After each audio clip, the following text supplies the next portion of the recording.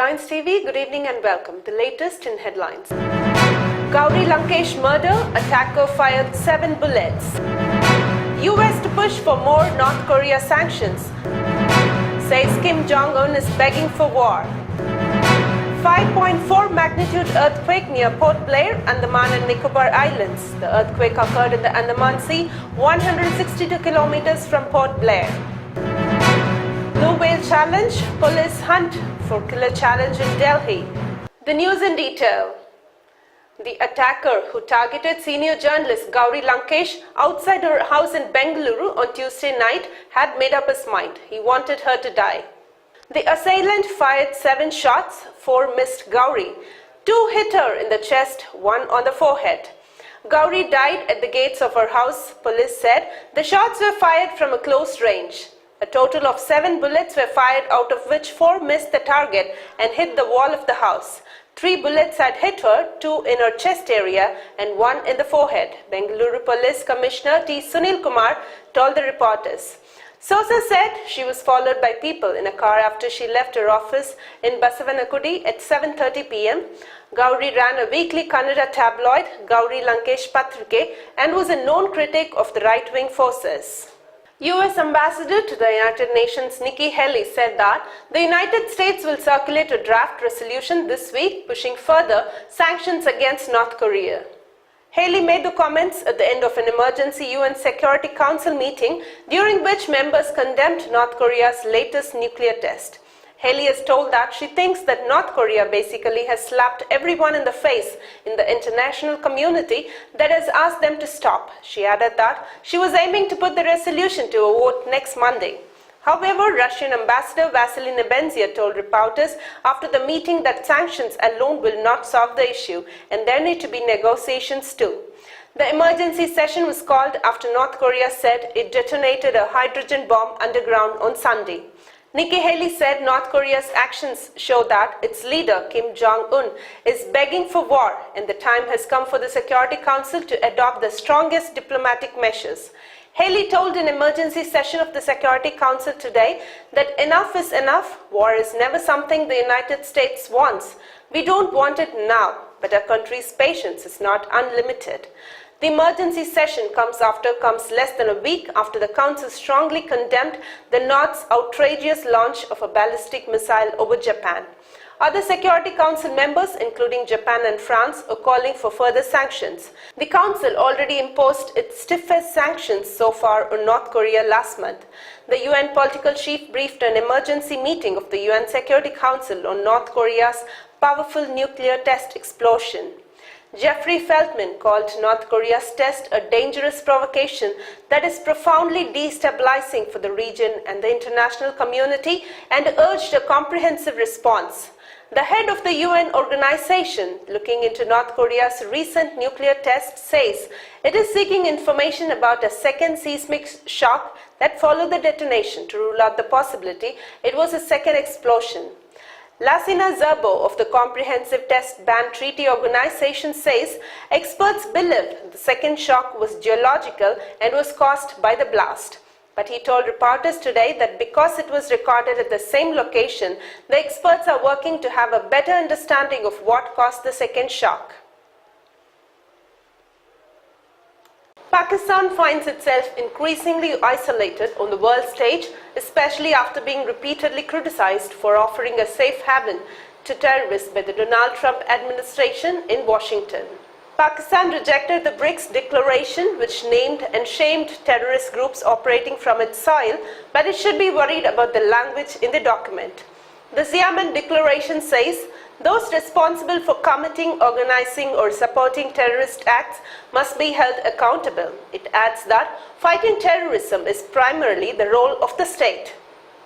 Recalling the primary leading role and responsibility of states in preventing and countering terrorism, we stress the necessity to develop international cooperation in accordance with the principles of international law, including that of sovereign equality of states and non-interference in their external affairs. The declaration reads, and that's why Pakistan had to reject it, even if it wasn't explicitly named, and even though China had said Islamabad's counter-terrorism record wouldn't be discussed at the summit. Pakistan finds itself increasingly isolated on the world stage, especially after being repeatedly criticized for offering a safe haven to terrorists by the Donald Trump administration in Washington. So even if the BRICS declaration didn't name Pakistan, the bloc's leaders decided to mention terrorist groups that continue to operate with impunity with the tacit support of Pakistan's ruling elite. The message that Pakistan needed to rein them in was clear. Pakistan's response, of course, was a flat denial. Its defense minister, Khurram Dastagir, said that there were no terrorist safe havens in Pakistan. Dastagir repeated the claim that the international community had failed to acknowledge his country's efforts and sacrifices in the war against terror. He also alleged that it was Afghanistan that was a sanctuary for terrorists. For New Delhi, the strongly worded BRICS declaration is a diplomatic win, as the document specifically names Lashkar-e-Taiba and Jaish-e-Mohammed groups that perpetrate acts of terror on Indian soil. They are mentioned in a passage on the impact of terrorism in Afghanistan. Khurram Dastagir said whatever remained of the Pakistan-based terror groups listed in the BRICS declaration would soon be eliminated. But only last month, Jamaat-ud-Dawa chief Hafiz Saeed, who is under house arrest in Pakistan, launched a political outfit, the Milli Muslim League. The party will contest the 2019 general elections. Saeed, who masterminded the 26/11 attacks in Mumbai, is only one of the several examples of Pakistan's patronage of terrorism. The US and the United Nations declared him a terrorist, and Washington put a $10 million bounty on his head. But he continued to roam free in Pakistan for years. It was stiff pressure from the US that led to his being placed under house arrest. But as the launch of the Milli Muslim League demonstrates, that hasn't affected him in any perceptible way. An earthquake measuring 5.4 on the Richter scale occurred this morning in the Andaman Sea, the United States Geological Survey has said. The quake hit 162 kilometers southwest of Port Blair, the capital of the Andaman and Nicobar Islands. As of 6:39 a.m. this morning, no loss of life or property was reported, the news agency, ANI said in a tweet. A 5.4 magnitude quake is considered moderate. An earthquake must measure at least 6 on the Richter scale to be considered strong. The Andaman and Nicobar Islands fall into the very severe intensity seismic zone, the fifth in a rubric defined by the Bureau of Indian Standards. A 5.9 magnitude earthquake hit the islands on March 14th. Having traced instances that indicate that the killer blue whale game challenge is also being played in the national capital, the Delhi police has issued an advisory. Police are likely to start a related online campaign on the issue. Sources told that after the cyber cell came across few hashtags and certain messages on social networking sites which were relevant to the suicide game, a high-level meeting took place at the police headquarters. The source added that senior officials instructed to issue the advisory to schools, colleges, parents and the public. Also, the cyber cell has formed a team to keep up an extra vigil on social networking sites. Senior officials confirmed that so far no case of suicide or suicide attempt related to the challenge has been reported in the city. Police said this suicide game instructs its participants, mostly teenagers, to carry out 50 dangerous tasks, the final one being nothing but suicide. The advisory issued by Delhi Police clearly mentions the fact that teenagers and young adults in their formative years seek social validation, acceptance, and aspire to be part of something bigger than them, and this game exploits this aspect, it said. The advisory was being given in view of the propensity of the game to instigate suicide and self-inflicted injuries and to prevent children from becoming potential victims of this harmful game. It has been learned that netizens cannot get the link of the game on the internet easily. After regular search, the game developer itself will contact the person, and once the developer is sure about the determination of the participant to play the game, he or she will be given the tasks to perform. The game assigns tasks such as waking up early in the morning, watching horror videos alone, inflicting injuries on oneself, climbing up building tops, and at last, suicide. City police have instructed parents to keep a strict watch and identify abnormal activity, if any, in their kids, or find out if they are depressed or have turned aggressive, or if are spending long and lonely hours surfing the internet. The Supreme Court has sought to know government's stand on a plea challenging its plan to deport Rohingya refugees. India has for decades sheltered people fleeing conflict and disaster, though it is not signatory to any pacts obligating it to offer refuge. Here we take a look at the Rohingyas' disparate situation. Myanmar has not recognized the Rohingya among its 135 ethnic groups under a 1982 Citizenship Act. The Myanmar government terms them Bengali to paint the Muslim minority in Rakhine state as recent migrants from Bangladesh. In Myanmar, the word Rohingya is taboo. There are about 10 lakhs Rohingyas in Myanmar. About 1.23 lakh have fled to Bangladesh since August 25.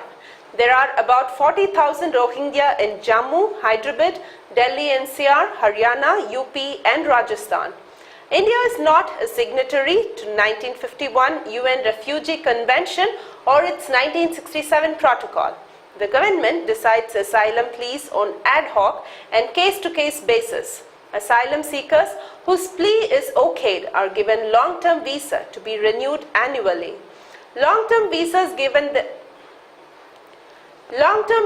gives them right to work in private sector and access to education and banking.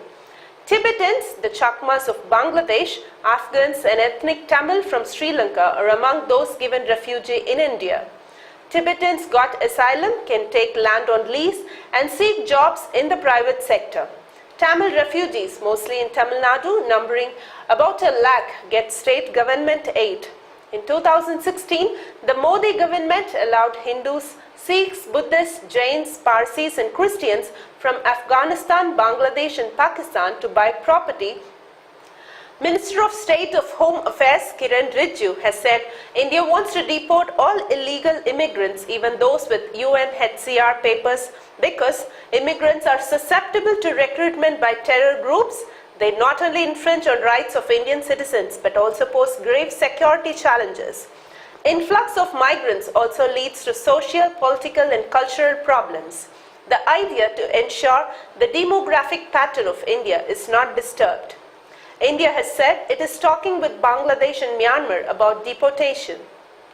Myanmarese laws have rendered Rohingyas stateless, hence they are left with no home to return to. The principle of non-refoulement is binding on all states whether they have signed UN's Refugee Convention or not.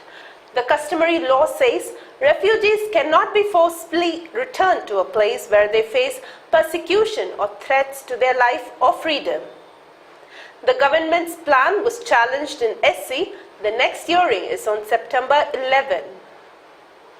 To ensure strict enforcement of rules with regard to installation of speed governors in motor vehicles, the Madras High Court has said to the central and the state governments. The first bench of Chief Justice Indira Banerjee and Justice M. Sundar passed the interim direction on a PIL moved by Advocate V. Kannan. The court has also directed the authorities concerned to file counter affidavits within 4 weeks and posted the plea to October 23rd for further hearing. According to the petitioner, failure on part of the authorities to implement rules in connection with installing speed governors in motor vehicles has led to increase in number of road accidents.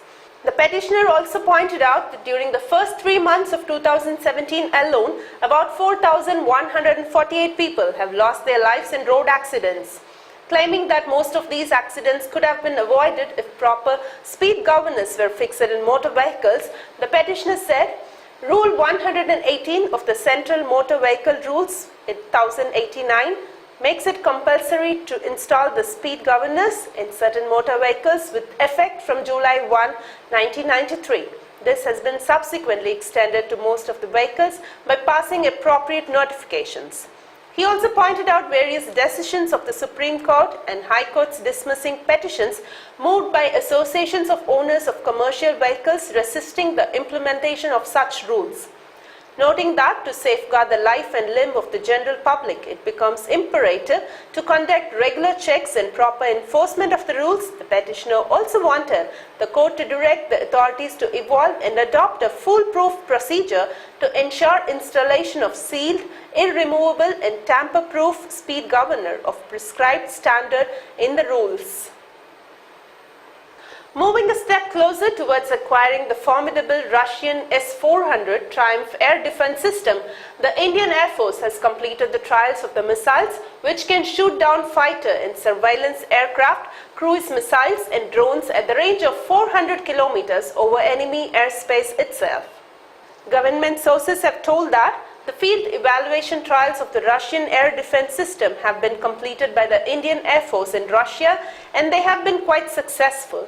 The trials were conducted on 2 separate occasions and it performed to the satisfaction of the users. After the completion of trials, the Defense Ministry will now start the process of initiating the contractual negotiations with Rosboronexport, the Russian agency which handles defense deals with foreign countries, including the fixation of price, the sources said. Despite the high price tag attached with 5 S-400 systems India is planning to acquire, the Indian Air Force is extremely happy to get the weapon system as it will give them an edge over Pakistan and bring them on par with the Chinese who have already installed the system, the sources said. The missile system manufactured by Russia's Almaz Ante consists of a set of radars, missile launchers and command posts, and the radar of each system can track between 100 and 300 targets simultaneously. With a tracking range of 600 km, the missile system can engage up to 36 targets simultaneously within a range of 400 km. The missile system gives India the capability to track all Pakistani air bases while bringing the Chinese assets in Tibet in its striking range.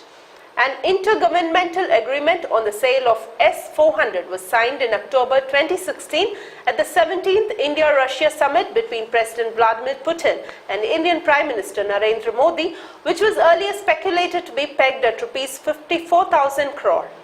After the top-level negotiations, the deal is likely to cost less than Rs 40,000 crore and may go down even further in the Russian triumph to give India edge over China. Tough negotiations on price with the Russians. The Russian missile system would be used by the IAF along with the other new air defense systems coming up in the country, including the India-Israel joint venture medium-range surface-to-air missile system and the Spider systems that India recently acquired from Israel. India has also developed its own air short-range air defense systems, including the Akash air defense missiles, while the missile complex of DRDO has also successfully tested the new quick reaction surface-to-air missile system. Air defense missile systems which can strike incoming targets at different ranges are deployed in tandem all over the world so that if one misses, there is a backup system to take down the enemy at the other level. And that's all for today's news. To watch more, please do subscribe Headlines TV. Thank you.